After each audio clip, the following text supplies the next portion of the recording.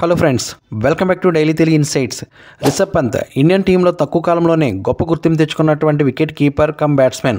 1997 October 4న ఉత్తరాఖండ్లో జన్మించిన పంత్ తన దూకుడు శైలితో అభిమానులను ఆకట్టుకున్నాడు.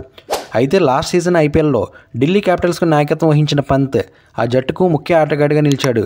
ఇదిలా ఉండగా రిషబ్ పంత్ ఐపీఎల్ 2025 వేలంలో 27 కోట్ల భారీ రికార్డు వేతనంతో నిలిచినప్పటికీ ఇన్కమ్ ట్యాక్స్ కారణంగా అతడి చేతికి అంత మొత్తం అందదు.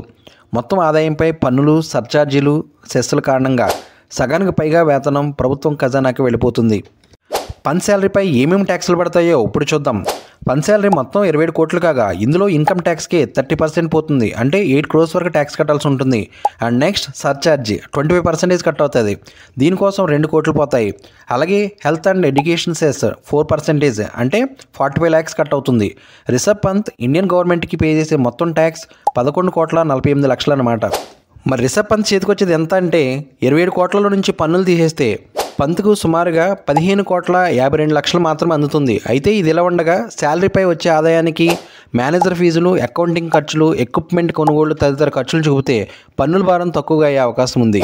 ఇది కాకుండా ఒకవేళ పంత్ ఐపీఎల్ సమయంలో గాయపడితే అతనికి పూర్తి వేతనం అందించే అవకాశం ఉంది. టోర్నీకి ముందు గాయపడితే టీమిండియా ఆటగాడిగా ఉన్నాడు కాబట్టి బీసీసీఐ ఇన్సూరెన్స్ పాలసీ ద్వారా పూర్తి వేతనం చెల్లిస్తారు. విదేశీ ఆటగాళ్లకు మాత్రం ఎలాంటి పరిహారం ఉండదు. 2023లో రోడ్డు ప్రమాదంలో గాయపడినప్పటికీ పంత్కి ఐపీఎల్ ఫ్రాంచైజీల నుంచి పూర్తి వేతనం అందించబడింది. రిషబ్ పంత్ భారీ వేతనం సంపాదించినప్పటికీ పన్నులు, ఇతర వ్యయాల కారణంగా సుమారు 15,52,00,000 మాత్రమే అతని చేతికి వస్తాయి. అయినప్పటికీ ఇది ఐపీఎల్లో ఒక కొత్త మైలురాయిగా నిలుస్తుంది. ఫ్రెండ్స్, ఈ వీడియో నచ్చితే లైక్ చేయండి. మీ సపోర్ట్ చాలా ఇంపార్టెంట్. మన ఛానల్ సబ్స్క్రైబ్ చేసుకుని నోటిఫికేషన్ ఆన్లో పెట్టుకోండి. మన వీడియో మీకు నోటిఫికేషన్ వస్తుంది. మరిన్ని ఇంట్రెస్టింగ్ వీడియోస్తో మళ్ళీ కలుద్దాం. Thank you for watching. జై హింద్.